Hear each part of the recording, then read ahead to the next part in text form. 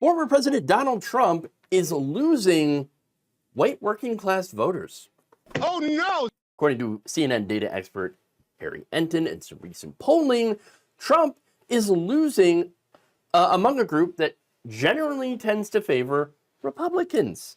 The latest New York Times Siena College poll, conducted between August 5th and August 9th, found that in Michigan, Pennsylvania, and Wisconsin, very important states, more white voters without a college degree are now backing Vice President Kamala Harris.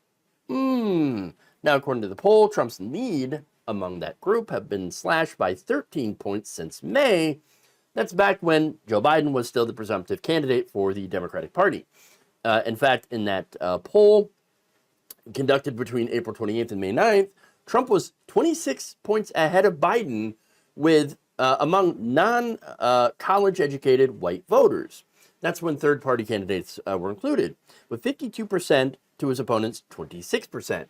Trump now only leads by 13 points among white non-college educated voters, 53 to 40 when third-party candidates are included. So basically, Harris took Trump's lead among that group and cut it nearly in half. Whoa! That's pretty big.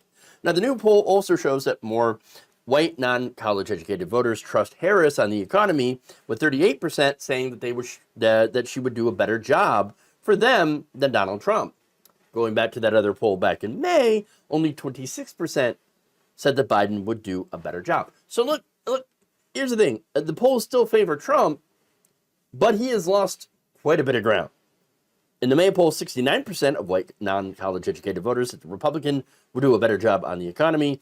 In August, that went down to 60%. Wow. So what happened? What happened?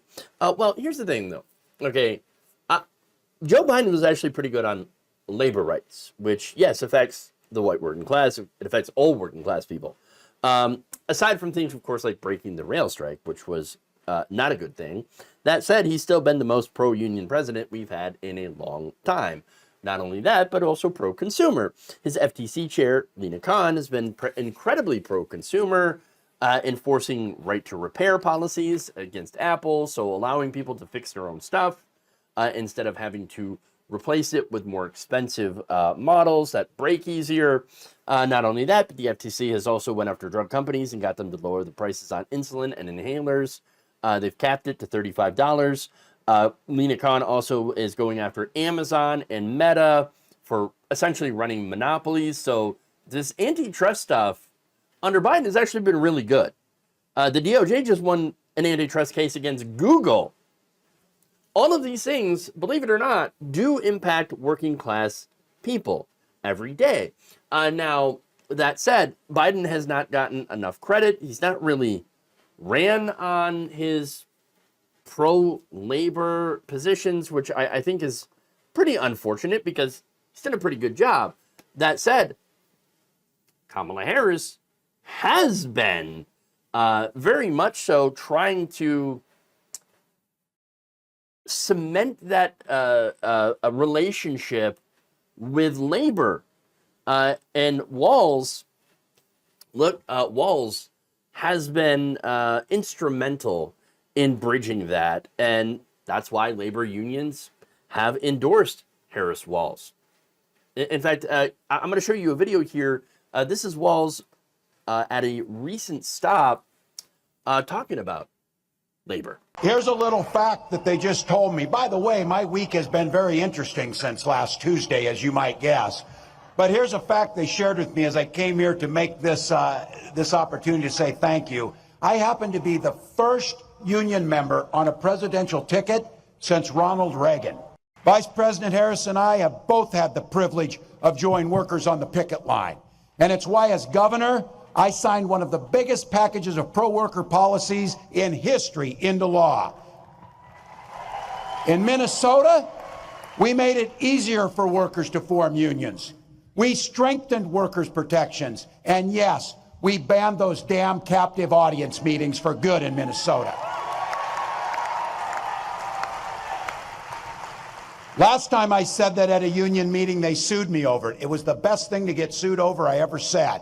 We're going to continue to ban those meetings. When it comes to these so-called right-to-work laws that deprive us of the right to be able to form unions, fund what we need, Trump has said he supports right to work 100%.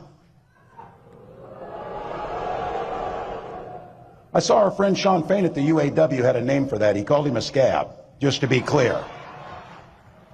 That's not name calling, it's an observation and fact, just to be clear. So, you know, you can tell a lot about people in their personal lives. He spent a decade stiffing service workers from dishwashers, waiters, and carpenters on his own properties to enrich himself. As president, he cut overtime benefits for millions of workers, and he opposed any effort to raise the minimum wage. That's all you need to know. You don't have to ask twice. We know who they are. Look, Walz doesn't just talk to talk, obviously. He alluded to some of the policies that he passed in Minnesota for workers. And look, he did it with a one-seat majority, passing 12 weeks of paid family leave and 12 weeks of paid medical leave. Very popular things. Very good for the working class. He also mentioned banning the captive audience meetings, but then he didn't mention, at least in those videos, that he banned non-compete clauses in contracts, took on Amazon and meatpacking plants when it came to terrible working conditions to try to make them better, and also passed a $15 minimum wage. So he's got a pro-worker, pro-consumer record. So that will benefit not just the white working class, but all members of the working class. In fact, I kind of hate the whole thing of, oh, it's the white working class. No, working class is working class. We should all have worker solidarity because we are all workers. Now, that said, Trump just recently admitted to breaking labor law. I mean, I look at what you do. You walk in and you just say, you want to quit? They go on strike. I won't mention the name of the company, but they go on strike and you say, that's okay, you're all gone. You're all gone. So every one of you is gone and you are the greatest. You would be very good. Oh, you would love it. Oh, yeah, that's illegal. Okay. Not only that, but look, Harris, if she wins, you realize she's going to be the first president to have ever worked at McDonald's. That's right. She worked her way through college by working at McDonald's. Could you imagine Donald Trump working there? At McDonald's? No, never. Would never happen in a million years because he's a trust fund baby. Look, choice here is pretty clear. You got a criminal billionaire in Trump and a billionaire funded fake populist in J.D. Vance versus a teacher slash coach slash longtime union member, veteran, and a woman who worked her way up from the middle class upbringing, right, to become a prosecutor, took it on banks, to then a senator, now vice president, and maybe the actual president. That ticket right there screams American dream. Whereas the Trump-Vance ticket, American nightmare. Choose accordingly.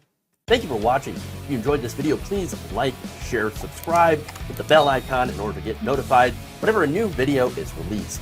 And if you want to support independent, progressive media through this difficult time where it seems like everybody is shutting down, you can become a member on our YouTube page, you can become a subscriber on Facebook, or you can go to my Patreon.